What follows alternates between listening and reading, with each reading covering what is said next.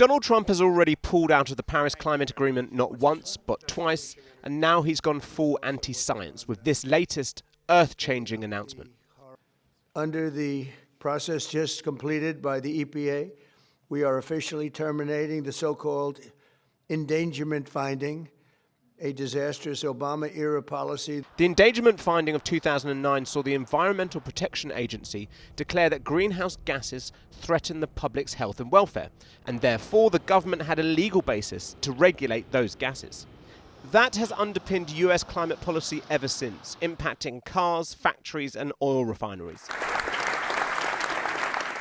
But for President Trump, who this week was handed a statue for being the, quote, undisputed champion of beautiful clean coal, he has long called climate change a hoax, and his EPA head claimed that the endangerment finding had damaged US industry and pushed prices up for consumers.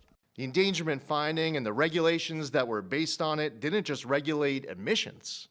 It regulated and targeted the American dream. And now the endangerment finding is hereby eliminated, as well as all greenhouse gas emission standards that followed. The red tape has been cut. Team Trump has therefore dismissed both the scientific consensus and the reality of climate change. Fresh off 2025 being one of the 3 hottest years on record, this past week storms have struck France, Spain and Portugal, with the latter witnessing collapsed roads and flooded towns. Scientists have been clear that while such storms are not unusual, their intensity and frequency has been exacerbated by climate change. The rest of the world is aggressively trying to lower emissions, and for the U.S. to be going in exactly the opposite direction at this moment in time could not be worse. And the bad news from America comes after some more positive developments. Deforestation of Brazil's Amazon rainforest has fallen by 35%, and 2026 could see the lowest annual deforestation rate since records began. And China, the world's biggest polluter, has seen its carbon emissions flat or falling for the past 21 months. Beijing is now a solar and wind superpower, and that comes in the face of an America that is not just rolling back greenhouse gas regulations, but has a president firmly against renewable energy. We've basically stopped all windmills in this country. It's the most expensive energy you can get. If Trump's policies have no scientific grounding, his administration does feel more confident with its economic argument, claiming that by ending regulations on greenhouse gases from cars, consumers will make huge savings. And anyway, they say that Americans don't want to be forced to drive expensive electric vehicles. They also said that car manufacturers and other businesses will now save around $1 trillion thanks to the end of climate change red tape. And the economic arguments around climate change and the push for net zero are not just consigned to Trump's America. This week, the think tank run by former Labour Prime Minister Tony Blair came out and criticised the current Labour administration in the UK, saying that their drive for clean power by 2030 have pushed energy prices up and that they should rethink their strategy. President Trump's announcement yet again points to an America far too inconsistent on such a pivotal issue for the planet. It was the Republican Richard Nixon who set up the EPA and first warned of climate change in the 1970s. But President George W. Bush, 30 years later, rejected the Kyoto Agreement that sought to reduce greenhouse gas emissions.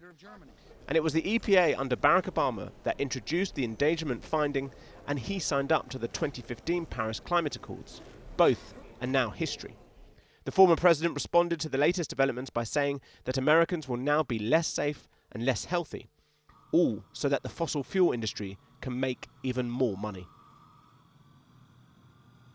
And joining me now from the state of Oregon in the United States is Bob Ward from the Grantham Research Institute on Climate Change and the Environment at the London School of Economics. Now, in the announcement, Lee Zeldin, the head of the EPA, said that the endangerment finding from 2009 was based on the most pessimistic views of the science, and that most of what was predicted in 2009 has not panned out. Is he right at all in any of that? No, he's completely wrong. And indeed, the United States National Academy of Sciences published a report in September 2025 pointing out that the original reasons for introducing the endangerment finding had actually been fulfilled and were even stronger now than before. So he has ignored the science of climate change, and that's not surprising.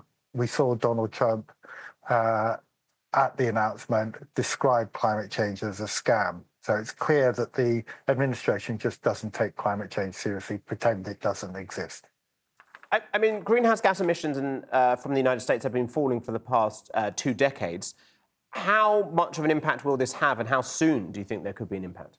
Well, I don't think it's going. It would be difficult to reverse the trend, because I think that it's very difficult. For instance, if you're a car manufacturer at the moment, you're going to be thinking, well, am I going to now be in a situation where I have to build cars that are different for each state? For instance, if each state has their own regulation, it's also going to be difficult to start building cars that are fundamentally different if you're an exporter, because other countries around the world, particularly Europe, have introduced regulations that prevent you from having the most polluting cars on the road. So it's going to be rather difficult if you're a car manufacturer to make a decision about what's going to happen. And I think that we're talking about long-term investments here. I'm not sure many states, such as Texas, which has a huge amount of wind energy, for instance, are suddenly going to change direction on this, simply because the economics don't work. So why do you think Donald Trump is sort of tying himself to coal, to the fossil fuel industry, if the economics aren't there? Well, the president was blatant during his election campaign that he wanted to open the door to more fossil fuel production. In fact, he describes this as American energy dominance. He wants the whole world to be more dependent on American fossil fuels.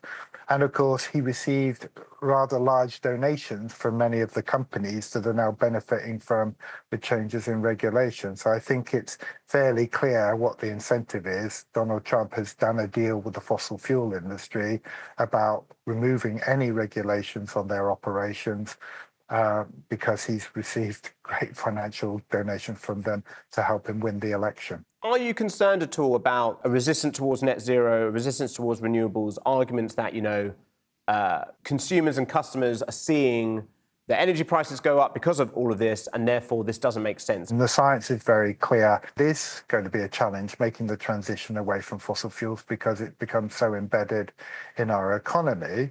However, the evidence is also very clear that if you want an electricity system, for instance, that is insulated from changes in the global price of fossil fuels, which are very volatile, as we saw during, particularly after the invasion of Ukraine by Russia, you will need to move to clean domestic sources of energy. So I guess finally, how worried are you by this announcement? That this is going to make it more difficult for the world to get to net zero globally. And let's be clear, you need to get to net zero globally if you want to stop the impacts of climate change in the United Kingdom and around the world.